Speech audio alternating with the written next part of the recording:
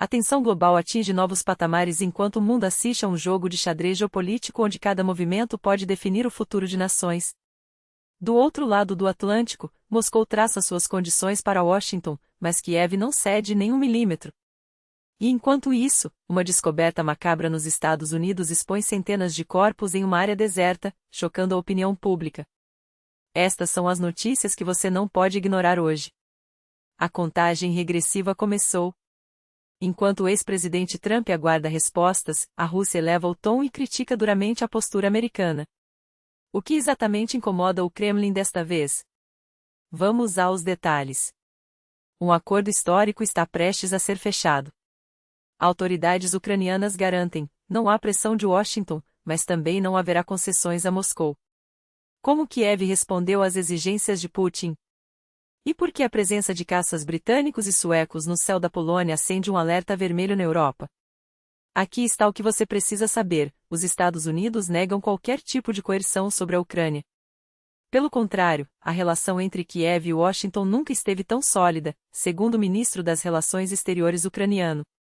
Isso acontece justamente quando Trump lança uma advertência pública a Zelensky: romper o acordo sobre minerais estratégicos traria sérias consequências. Mas será que as declarações oficiais refletem a realidade? Fontes próximas ao governo ucraniano revelam que um novo rascunho do acordo já está em análise desde o dia 28 de março, seguindo todos os trâmites legais.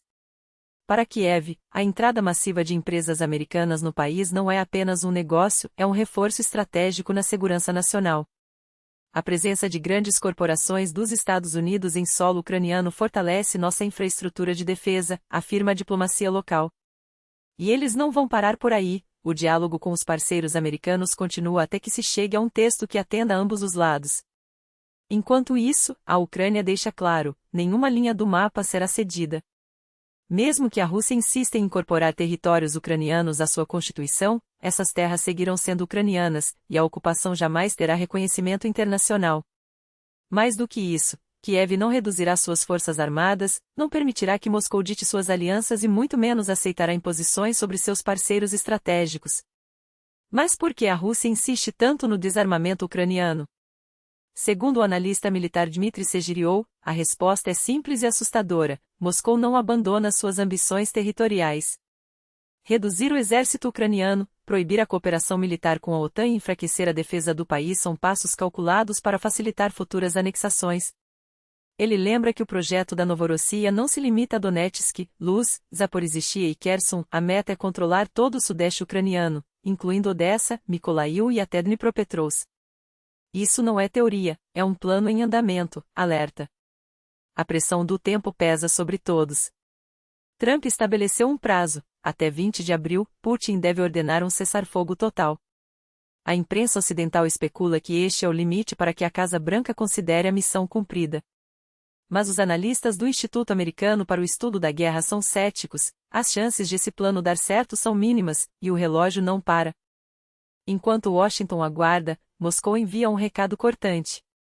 O Ministério das Relações Exteriores russo acusa os Estados Unidos de ignorarem as causas raízes do conflito.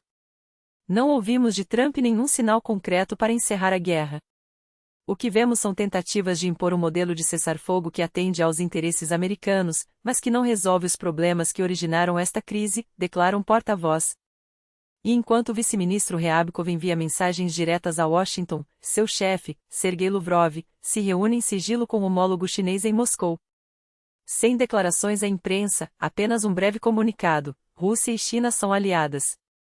A mídia pró-Kremlin interpreta o encontro como uma resposta aos estrategistas ocidentais, enquanto Lavrov repete o discurso sobre as causas profundas da guerra e acusa a Ucrânia de violar tréguas energéticas. O que está por trás dessa retórica? Para o analista Segiryov, é pura encenação. A Rússia simula um processo de negociação, mas na prática intensifica os ataques à infraestrutura civil ucraniana e escalona a tensão na linha de frente. Essas declarações são apenas manobras para culpar Estados Unidos e Ucrânia pelo suposto fracasso das conversas. Ele destaca que, mesmo em meio a supostas tréguas, Moscou continua bombardeando alvos energéticos e acusa Kiev de romper acordos que ela própria nunca cumpriu. E a OTAN não fica parada. Caças britânicos e suecos já decolaram para patrulhar os céus da Polônia, reforçando o flanco leste da aliança. A ameaça está próxima, advertem os comandantes. Com a Rússia e a Bielorrússia como vizinhos, o risco de um conflito aberto é real. 6 jatos Gripen da Suécia e 6 Eurofighter Typhoon do Reino Unido agora vigiam a região, apoiados por 600 militares. O perigo aumenta quando demonstramos fraqueza. A verdadeira ameaça nasce quando cruzamos os braços, afirma um oficial. Não se trata de agressão, mas de defesa. Estamos aqui para proteger a Europa, país por país, de qualquer ataque. A Polônia, por sua vez, acelera seus preparativos. Um contrato de 2 bilhões de dólares com os Estados Unidos garante a modernização dos sistemas Patriot, capazes de interceptar até os mísseis hipersônicos Kinzhal da Rússia. Não é à toa que os gastos com defesa antiaérea estão no nível mais alto da história. Quem ataca precisa pagar o preço, conclui um estrategista militar. O mundo está em um ponto de não retorno. Cada decisão tomada hoje ecoará por décadas. Fique atento, porque as próximas semanas podem redefinir o equilíbrio global. E lembre-se, em tempos de crise, a informação é sua melhor arma. Compartilhe, comente e fique conosco para não perder nenhum detalhe do que está por vir. A guerra não se limita aos campos de batalha, ela também se trava nos orçamentos. E aqui está uma verdade incômoda: é muito mais barato atacar do que se defender. Um míssil hipersônico pode custar milhões, mas interceptá-lo?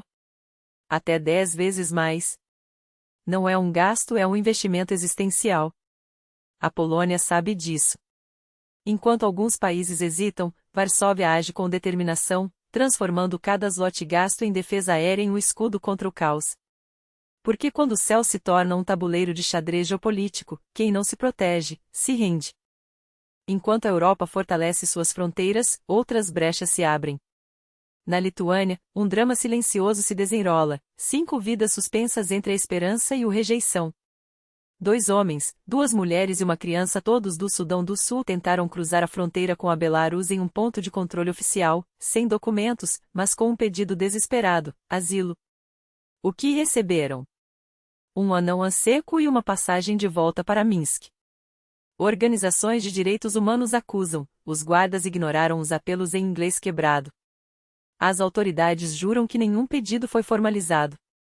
Quem mente? Em um continente que se orgulha de seus valores humanitários, a resposta deveria ser óbvia. Mas a realidade é cruel. Na semana passada, a Polônia suspendeu por 60 dias o direito de pedir proteção internacional em sua fronteira com a Belarus. O motivo oficial? Conter a migração orquestrada por Moscou e Lukashenko. A mensagem subliminar? Na guerra híbrida, até os mais vulneráveis viram peões. E enquanto a Europa debate suas fronteiras, no Oriente Médio, a justiça toma um rumo sinistro. 3 uzbeques condenados à morte. O crime? O assassinato brutal do rabino israelense Tzvi Cohen, cujo desaparecimento abalou Israel em novembro passado. Seu corpo, encontrado nos Emirados Árabes Unidos, carregava marcas de violência. Agora, um tribunal em Abu Dhabi selou o destino dos acusados com a pena máxima.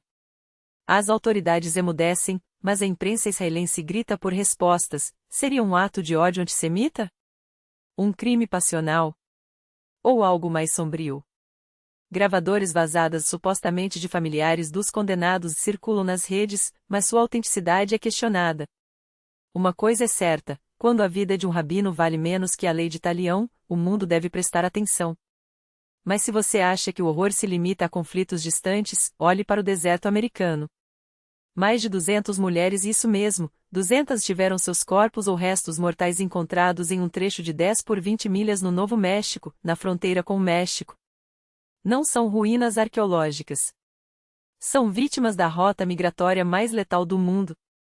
Voluntários como o ex-fuzileiro naval James Home arriscam suas vidas para resgatar o que sobrou daqueles que sonhavam com a terra da oportunidade. Com GPS e marcadores, sua equipe mapeia cada osso encontrado, na esperança de que alguma família, um dia, possa fechar o luto.